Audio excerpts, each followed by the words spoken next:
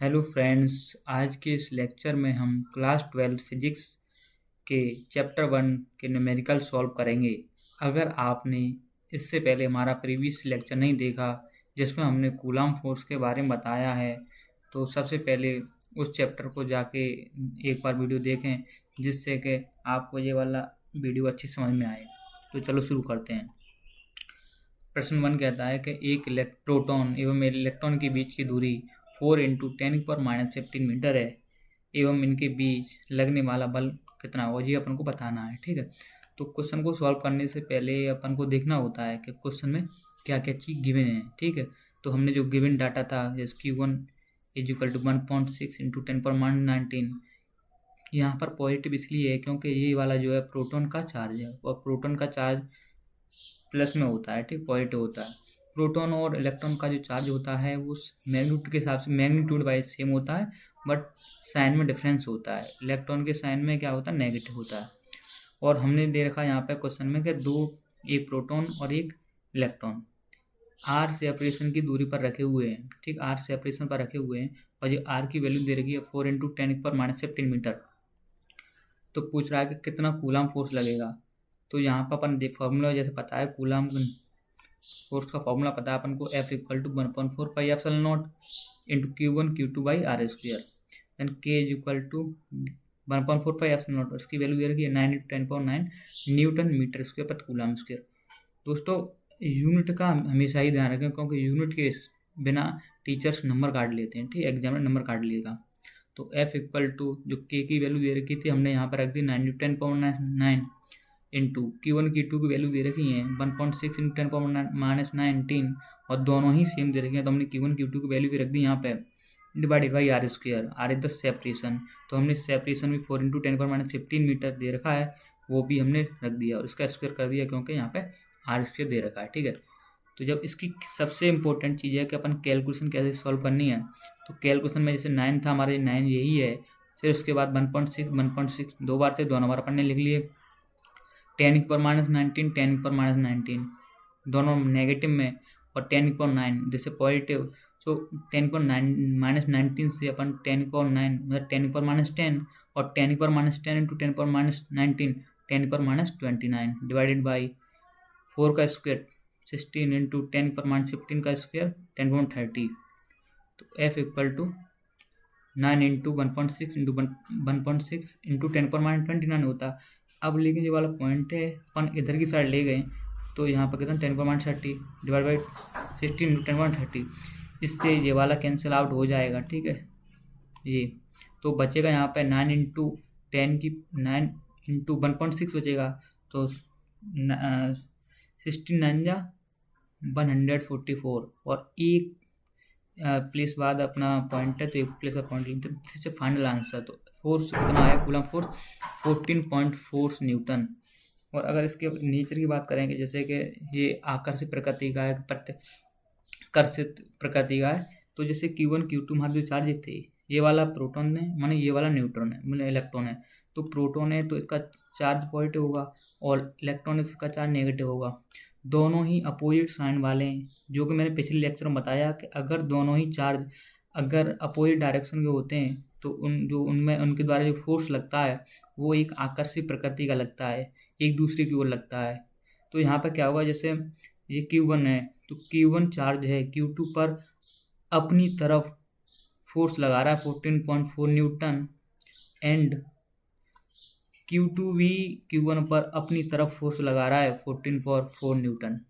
ठीक है, तो यहाँ पर हमारा पहला क्वेश्चन एंड हो जाता है। ठीक है, अगर क्वेश्चन समझ में आया है तो चैनल को भाई सब्सक्राइब कर देना और वीडियो को लाइक कर देना। अब ये वाला जो क्वेश्चन है ये यहाँ से कुमार मित्तल बुक्स के न्यूमेरिकल स्टार्ट होते हैं।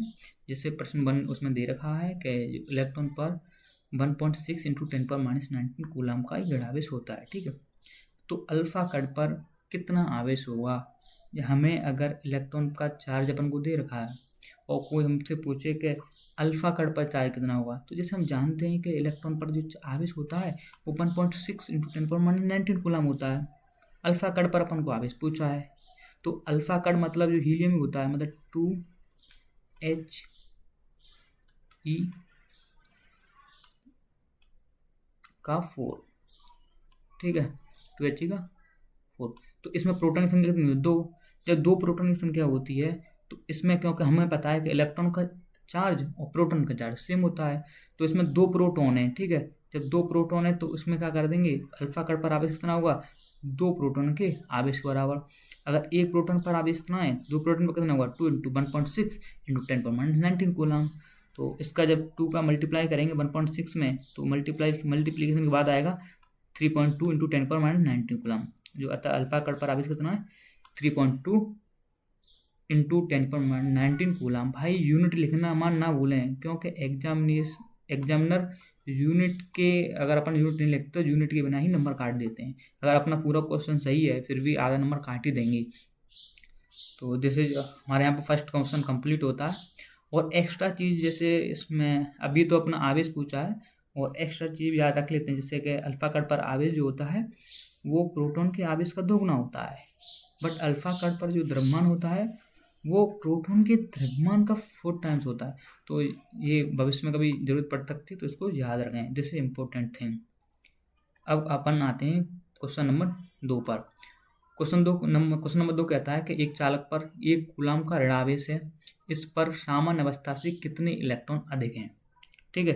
तो सबसे पहले जो क्वेश्चन में दे रखा है उसको लिख लेते हैं। क्या क्या दे रखा है, क्वेश्चन में दे रखा है कि हमारा जो आवेश है वो दे रखा है 1 कूलम, अपन कितने इलेक्ट्रॉन अधिक हैं, तो अपन को n की वैल्यू निकालनी है, और e की वैल्यू जो हमें याद होती है, जैसे 1.6 × 10⁻19 कूलम।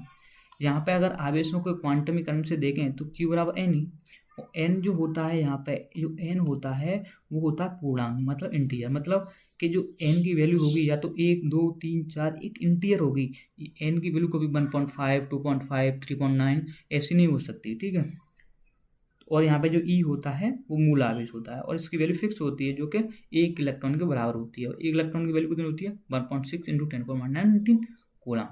तो जब इसको सॉल्व करते हैं कि Q की वैल्यू कितनी दे रखी है, 1 कूलम = n पूछा अपन को, E की वैल्यू 1.6 × 10⁻19 रख दिया, n पूछा है तो n जब पूछा है अपन को तो इसको क्या कर देते हैं, यहाँ पर निकाल ली बाहर।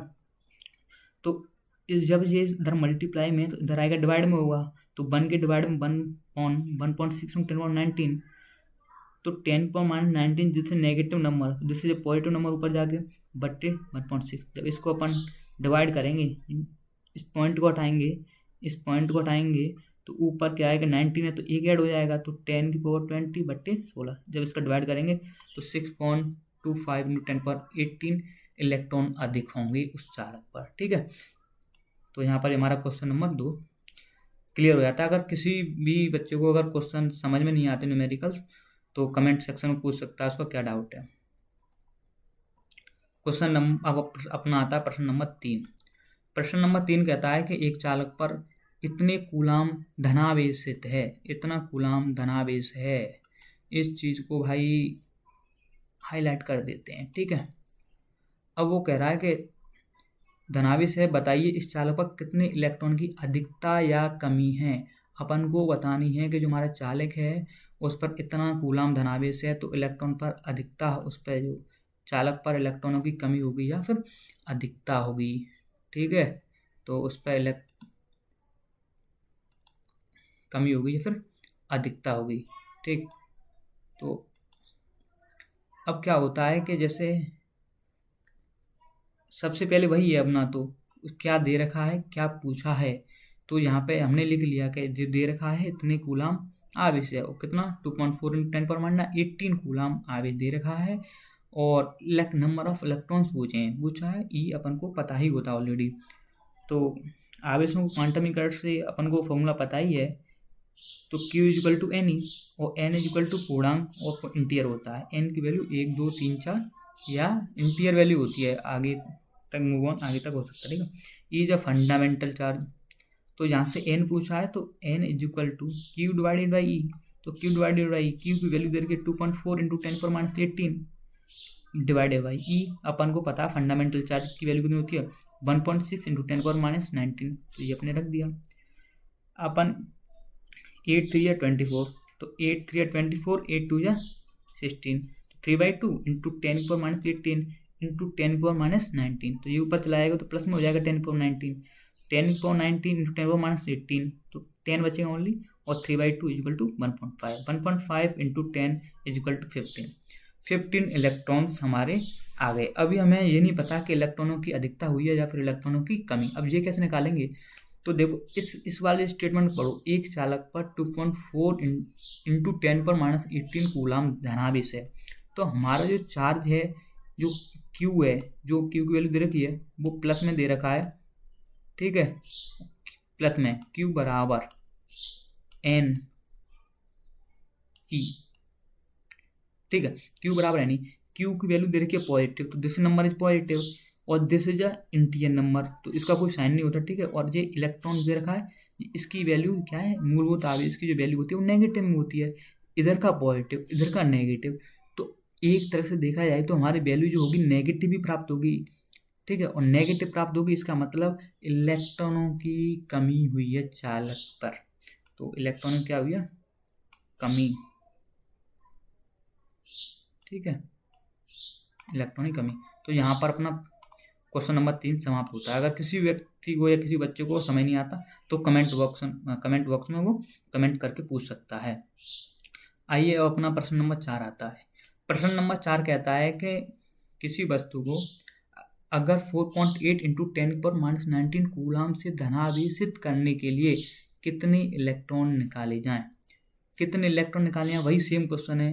Q की वैल्यू दे रखी है 4.8 इंटू 10⁻19 कूलाम, N की वैल्यू पूछी है, E की वैल्यू अपन को पता होता है, ठीक है, तो यहाँ पे N की वैल्यू निकालने के लिए करेंगे N equal to Q by E, Q की वैल्यू दे रखी है 4.8 into 10⁻19 coulomb divide by E की वैल्यू दे रखी है 1.6 इंटू 10⁻19, जब इसको डिवाइड करेंगे तो 3 टाइम्स जाएगा, ठीक है, और इसका मतलब क्या है कि अपन को 3 इलेक्ट्रॉन निकालने पड़ेंगे जिससे बॉडी अपनी धनावेशित हो जाती है। तो प्रश्नों में कुछ नहीं है, अपन अगर सही तरीके से समझें तो अपन सभी क्वेश्चनों को आसानी से कर सकते हैं। अब प्रश्न नंबर 5, ये प्रश्न नंबर 5 तुम सभी को खुद से करना है और कमेंट बॉक्स में सभी को आंसर टाइप करना है, कितना आंसर आता है इसका। प्रश्न number 6, this is last question, इस वीडियो का यह अंतिम प्रश्न है। प्रश्न नंबर 6 कहता है कि एक नाइट्रोजन नाभिक 7N4 पर कूलाम में आवेश की गणना कीजिए। मतलब जो हमारा नाइट्रोजन परमाणु है या नाइट्रोजन एटम है, जो कुछ भी है, इस पर क्या है कि कितने मतलब आवेश है कूलाम में, उसको बताना है। तो जैसे ये हमें पूछा 7N नाभिक पर कूलाम में आवेश, ठीक है, ये पूछा है अपन को, कोई दिक्कत नहीं है, आसानी सॉल्व करते हैं हंसी मजाक मस्ती में। तो जैसे हमें पता है कि 7N4 में प्रोटॉन की संख्या कितनी है, 7, कैसे पता करी भाई ये, तो जैसे यहाँ पे जो 7 दे रखा है ये है हमारा प्रोटॉनों की संख्या, मतलब जो हमारा प्रोटॉनों की संख्या के बराबर होती है, क्या बराबर होती है, एटॉमिक नंबर, जो हमारा परमाणु क्रमांक है वो प्रोटॉन की संख्या बराबर होता है। तो परमाणु क्रमांक कितना है, 7, एटॉमिक नंबर कितना होगा, प्रोटॉन की संख्या कितनी होगी, 7, ठीक है। अब एक प्रोटॉन पर अपन को पता है कि चार्ज कितना होता है, एक प्रोटॉन पर चार्ज होता है 1.6 इंटू 10⁻19 कूलम, ओके। तो हमको क्या निकालना है बस, क्योंकि हमको निकालना है 7 प्रोटॉन पर आवेश कितना है, क्योंकि हमारे जो नाइट्रोजन का नाभिक है उसमें 7 प्रोटॉन्स होते हैं, तो 7 इंटू 1.6 इंटू 10⁻19 कूलम, तो 7 का मल्टीप्लीकेशन करेंगे 1.6 के साथ तो 112 आता है इंटू 10⁻19 -19, ठीक है। तो एक पॉइंट बाद एक प्लेस बाद क्या है कि पॉइंट है, तो हमने एक प्लेस बाद पॉइंट लगा दिया, तो Q इक्वल टू आ गया 11.2 इंटू 10⁻19 कूलम। अब क्या करते हैं कि इस वाले पॉइंट को यहाँ पे प्लेस करते हैं, जब इसको यहाँ पे प्लेस करेंगे तो प्लस में 10 की पावर बढ़ती है, प्लस में 10 की पावर बढ़ती है, जब इधर से इधर लाएंगे, ठीक है, हाँ ठीक है, इधर से इधर लेके आते हैं तो प्लस में 10 पर बढ़ती है, और इधर से इधर लाते हैं तो 10 पर घटती है। तो यहाँ पर एक प्लेस इधर लाएंगे तो 10 की पावर 19 थी, अब एक भाई यहाँ पर बढ़ी है 10 की पावर प्लस में बढ़ी है, तब 10 की पावर -18 हुआ है। अगर 10 की पावर 1 घटती ना तो 10 की पावर -20 होता, जो कि छोटा नंबर है 10 की पावर -18 से। तो आज के लेक्चर में हमने कुमार मित्तल बुक के 6 महत्वपूर्ण प्रश्नों को सॉल्व किया है, और आगे आने वाले लेक्चर में अपन 7 से लेकर 12 तक के क्वेश्चनों को सॉल्व करेंगे। अगर वीडियो अच्छी लगी हो तो चैनल को सब्सक्राइब करें और वीडियो को दबा के शेयर करें और वीडियो को लाइक करें। थैंक यू, धन्यवाद।